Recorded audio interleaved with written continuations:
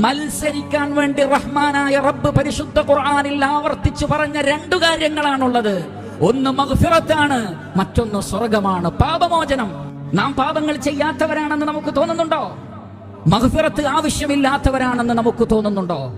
കഴിഞ്ഞുപോയതും വരാനിരിക്കുന്നതുമായ പാപങ്ങൾ പൊറുക്കപ്പെട്ട മഹാനായ മുഹമ്മദ് മുസ്തഫ സല്ലല്ലാഹു അലൈഹി വസല്ലം, നാം എന്തൊക്കെ വിശ്വസിക്കുന്നുണ്ടോ ആ വിശ്വാസത്തിന് മാതൃകയായ പ്രവാചകൻ, നാം എന്തൊക്കെ ഇബാദത്ത് ചെയ്യുന്നുണ്ടോ ആ ഇബാദത്തുകളൊക്കെ നമുക്ക് കാണിച്ചു തന്ന പ്രവാചകൻ, നാം എന്തൊക്കെ ദിക്റുകൾ ചൊല്ലുന്നുണ്ടോ ആ ദിക്റുകളൊക്കെ നമുക്ക് പഠിപ്പിച്ചു തന്ന പ്രവാചകൻ, നാം എന്തൊക്കെ പ്രാർത്ഥിക്കുന്നുണ്ടോ ആ പ്രാർത്ഥനയുടെ അൽഫാലുകൾ നമുക്ക് പഠിപ്പിച്ചു തന്ന മഹാനായ പ്രവാചകൻ പോലും പറയുന്നത് ഇന്നഹു ലയുഗാനു അലാ ഖൽബി വ ഇന്നി ലഅസ്തഗ്ഫിറുല്ലാഹ ഫിൽ യൗമി 100 മറ.